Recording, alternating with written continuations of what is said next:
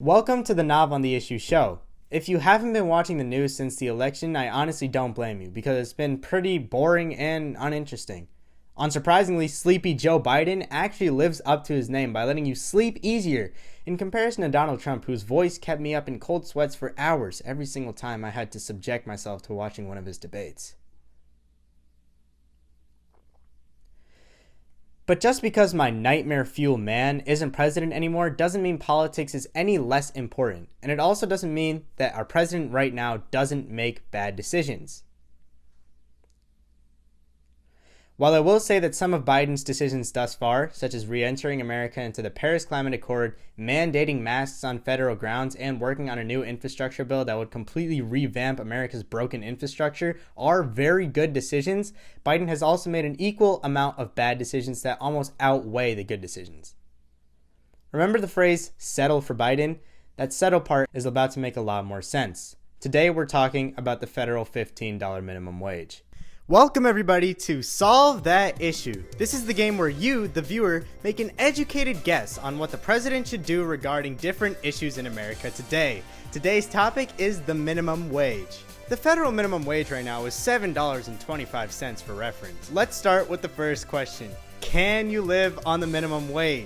The answer, no. The cost of living on average per month for one person in America is $2,611. Assuming this person works 40 hours in 1 week on the federal minimum wage, $7.25, they make a grand total of $1,160, and that's before taxes. After taxes on the federal income tax rate, this person makes $1,044, which isn't even half of what you have to pay for one person in 1 month. So unless you want them to work over 80 hours a week just to support themselves, you should be in favor of the federal minimum wage being $15. Now let's ask what the economic and societal outcome of such an increase in the minimum wage would look like. The minimum wage being raised would be, surprisingly, good for the economy. If the minimum wage is raised to $15 by 2025, the government would actually be able to save over $3 billion in SNAP payments alone. As well as this, increases in the minimum wage cause demand in local economies to spike up as more people have more money to spend, hence stimulating these economies. Many say that the minimum wage being so high will put small businesses out of business, but studies show that the majority of small businesses can absorb the cost of a $15 minimum wage. Finally, an increase in the minimum wage correlates to numerous benefits in overall public health, such as a lowered suicide rate, a lowered rate of smoking, lowered teen birth rates, lower obesity, and others. Finally, let's talk about what the minimum wage should actually be. So far, we've only talked about it being $15. However, studies show that it should be much more than that. Since minimum wage laws were created in the New Deal by FDR, it closely followed the economic output or productivity of the American economy with the idea that if the people create more wealth, they should be paid more for it. However, around the end of the 1970s, the correlation broke off as the overall productivity rate increased, but the minimum wage stayed stagnant in comparison. This means that since 1979 to 2018, the overall productivity in America has grown a whopping 6 times more than the minimum wage. While a $15 minimum wage would be great for a population, if this correlation kept up and the minimum wage followed economic output, it would be at $22.14 by 2024, which is triple the minimum wage right now. So let me ask you, the viewer, should the minimum wage be increased? Biden didn't get the minimum wage passed in the COVID bill. See, he could have done this. There were 8 people in the Democratic Party who opposed the federal $15 minimum wage. Biden, who is in the Democratic Party, could have easily swayed over these 8 people by using the fact that his approval rating right now is the highest it will be in his entire presidency, and hence he has the most influence of any politician in the country right now. He could literally break these people's careers if they don't agree with him. The way Biden would carry out the minimum wage increase would be by sticking it into a budget reconciliation bill, which is allowed twice a year. This bill can't be filibustered, meaning there doesn't have to be a supermajority to get it passed or 60 votes or more, which doesn't promote bipartisanship, as that bipartisanship part of the filibuster doesn't work, and only needs a simple majority to pass in the Senate, both of which played to Biden's advantage.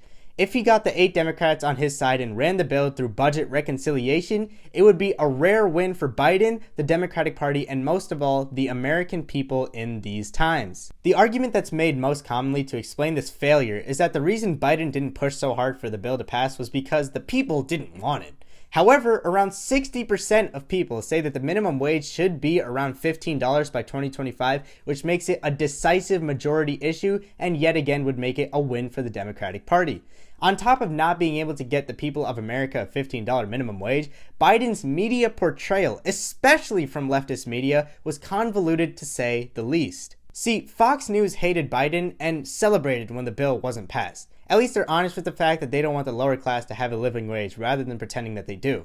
Like, if someone was racist to me, I would honestly prefer that I will not associate with you because you're impure and you're ruining the red, white, and blue of this country to the, yeah, no, you're like so much better than the rest of, your people. But leftist media was much different. For some reason, leftist media was never fully behind the minimum wage increase to $15, and then they tried to deflect the blame off of Biden when it failed due to Biden's own mishaps. We see this time and time again. The media needs to hold Biden accountable. Wait, I'm actually getting word that Biden's at a press conference right now. Let's check it out. Thank you. Please, sit down. Americans are facing numerous issues today. And as President of the United States of America, it is my job to represent all that live in America and make our country a better place.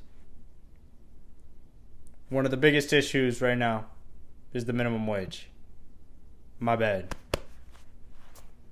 Other than that, I want to talk about my dog. Great dog. My 2 dogs, actually. Beautiful. They've had some issues biting people around campus, but honestly, I love them, and I honestly don't know what I would do without them.